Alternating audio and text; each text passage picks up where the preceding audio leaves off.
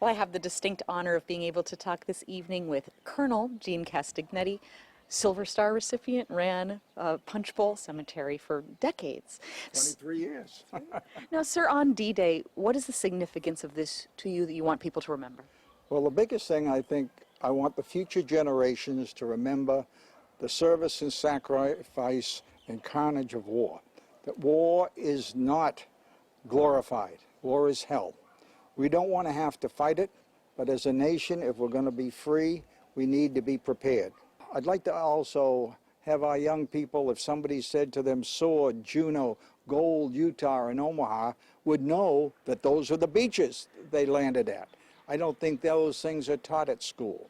I'd also like our younger generation to understand that in many ways, America needs to continue to be prepared.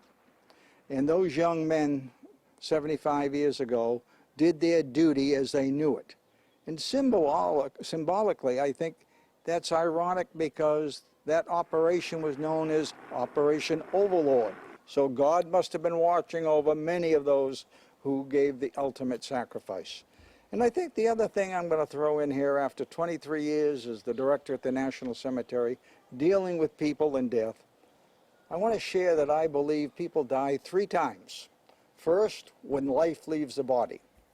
Second, when the remains are interred into the ground in a grave or scattered at sea. But more importantly, we die the 3rd time if nobody remembers us. That's why you need to go to your national cemeteries, whether it's Normandy or Punch Bowl, and honor the service and sacrifice and keep that memory alive of those that gave the ultimate sacrifice for freedom. Now, Hawaii soldiers and sailors and airmen had a great deal of service connected in, around, before, and after D-Day. As it relates to D-Day, Hawaii has a proud history connected to it.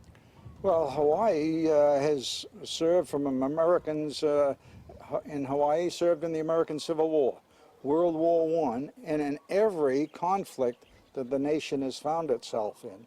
And we want to continue to honor, welcome home, and remember that those who wear their nation's uniform do so and carry a burden for many of us. And I think we need to thank them.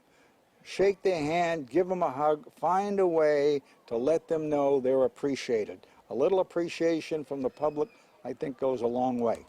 And to all those who gave their lives, and to the veterans today who are still with us, although ever fewer from D-Day, our sacrifice, we appreciate that. And thank you, sir, for reminding us of their service. Back to the desk.